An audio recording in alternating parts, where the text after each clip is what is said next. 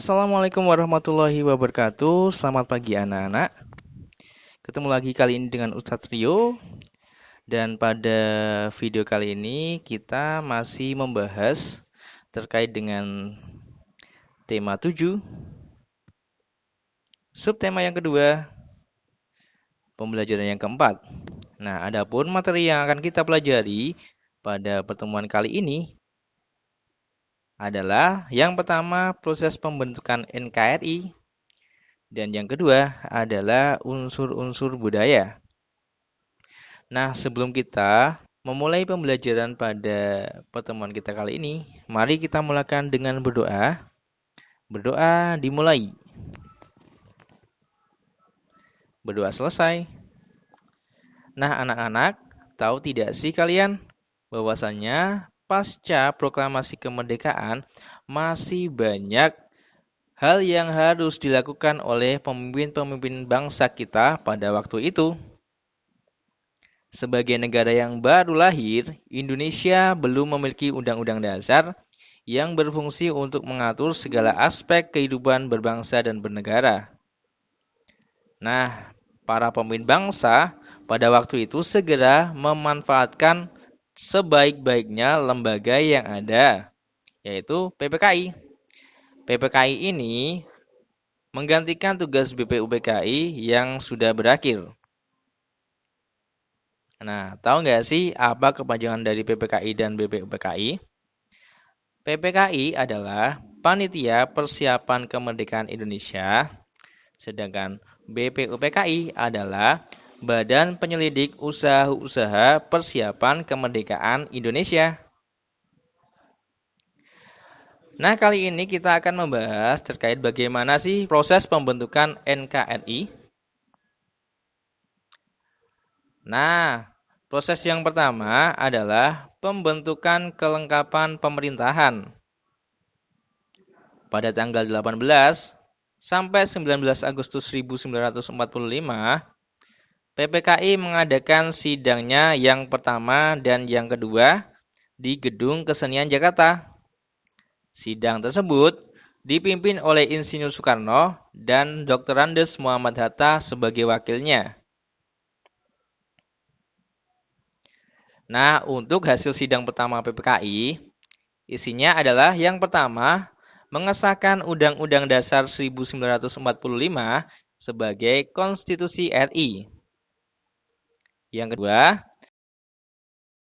memilih Presiden dan Wakil Presiden.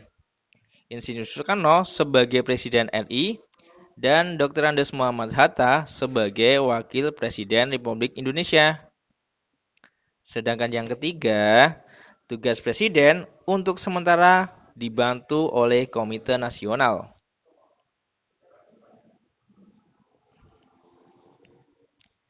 Kemudian, sedangkan hasil sidang kedua PPKI, yang pertama adalah menetapkan 12 kementerian yang membantu tugas Presiden dalam pemerintah. Sedangkan yang kedua adalah membagi wilayah Republik Indonesia menjadi 8 provinsi, yaitu Provinsi Sumatera, Jawa Barat, Jawa Tengah, Jawa Timur, Sunda Kecil, Maluku, Sulawesi, dan Provinsi Kalimantan. Kemudian, proses pembentukan NKRI yang kedua adalah pembentukan Komite Nasional Indonesia. PPKI kembali mengadakan sidang pada tanggal 22 Agustus 1945 yang memiliki agenda pokok tentang rencana pembentukan Komite Nasional dan Badan Keamanan Rakyat. Tujuannya adalah sebagai penjelmaan tujuan dan cita-cita bangsa Indonesia untuk menyelenggarakan kemerdekaan Indonesia yang berdasarkan kedaulatan rakyat. Kemudian, proses yang ketiga adalah pembentukan alat kelengkapan keamanan negara. Nah, dalam rapat pleno PPKI pada tanggal 22 Agustus 1945, diputuskan pembentukan Badan Keamanan Rakyat atau BKR. BKR ditetapkan sebagai bagian dari Badan Penolong Keluarga Korban Perang, yang merupakan induk organisasi dengan tujuan untuk memelihara keselamatan rakyat serta merawat para korban perang. Nah, perkembangan situasi negara yang semakin berbahaya, maka pada tanggal 5 Oktober 1945 terbentuklah organisasi ketentaraan yang bernama Tentara Keamanan Rakyat. Kemudian proses yang selanjutnya adalah pembentukan lembaga pemerintah di seluruh daerah di Indonesia. Sesuai dengan keputusan PPKI tanggal 18 Agustus 1945, bahwa tugas presiden dibantu oleh Komite Nasional di daerah-daerah tugas gubernur, juga dibantu oleh Komite Nasional di daerah. Pembentukan Komite Nasional Indonesia daerah yang ada di tiap-tiap provinsi merupakan lembaga yang akan berfungsi sebagai Dewan Perwakilan Rakyat Daerah sebelum diadakan pemilihan umum. Dengan terbentuknya pemerintahan di daerah yang dibantu oleh Komite Nasional di daerah, diharapkan roda pemerintahan dapat berjalan dengan baik, baik itu di tingkat pusat maupun di daerah. Nah, selanjutnya kita akan berlatih. Pertanyaan yang pertama, apakah tugas dari PPKI? Ayo, siapa yang tahu? Nah, PPKI bertugas untuk melakukan upaya-upaya persiapan kemerdekaan dan pembentukan Negara Kesatuan Republik Indonesia. Kemudian yang kedua, apakah hasil sidang PPKI yang pertama? Nah, tadi ada beberapa hasil sidang PPKI. Ada 3 hasil. Yang pertama adalah penetapan dan pengesahan konstitusi sebagai hasil kerja BPUPKI yang sekarang dikenal dengan Undang-Undang Dasar tahun 1945 sebagai Konstitusi RI. Sedangkan yang kedua, Insinyur Soekarno dipilih sebagai presiden dan Dr. Andes Muhammad Hatta sebagai Wakil Presiden Republik Indonesia. Sedangkan yang ketiga, tugas presiden untuk sementara waktu dibantu oleh Komite Nasional. Kemudian, pertanyaan yang ketiga, apa tujuan pembentukan KNI? Nah, KNI atau Komite Nasional Indonesia bertujuan sebagai penjelmaan tujuan dan cita-cita bangsa Indonesia untuk menyelenggarakan kemerdekaan Indonesia yang berdasarkan kedaulatan rakyat.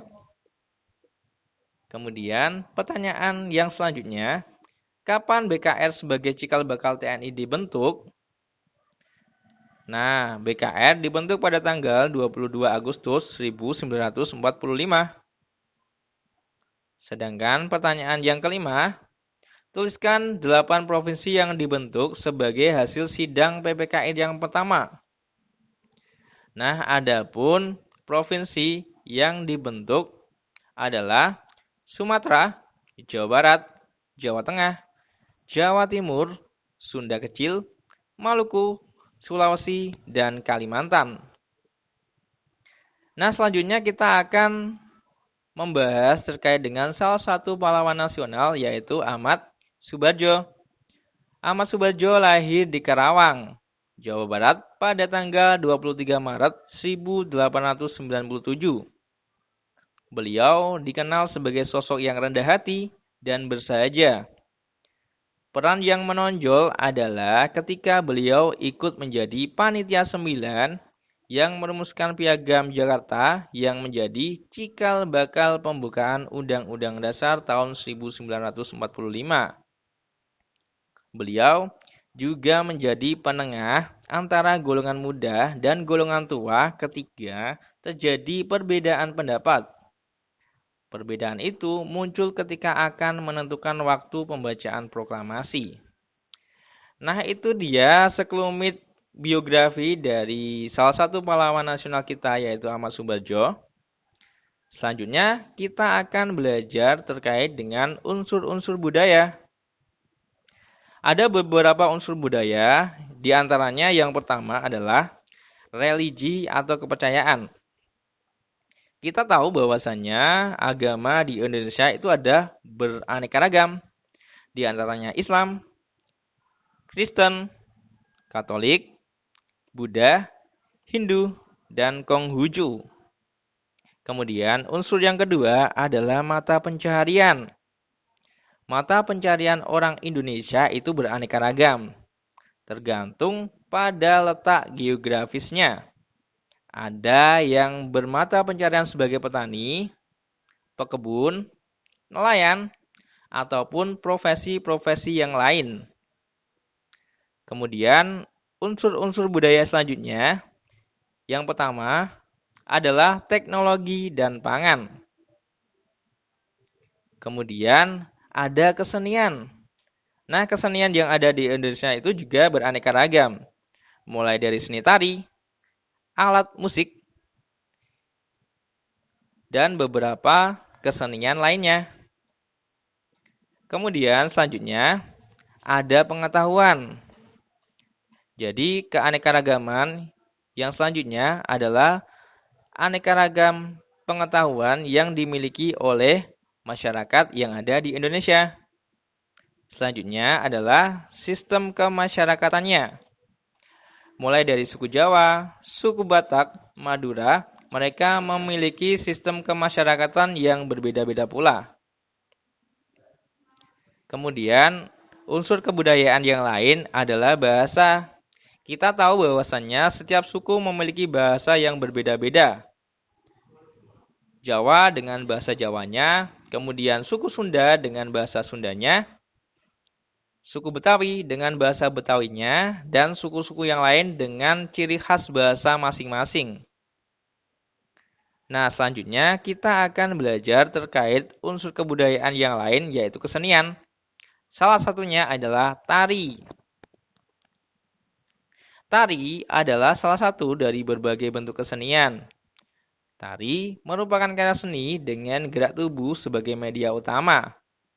Berikut ini adalah beberapa contoh tari-tarian yang ada di Indonesia.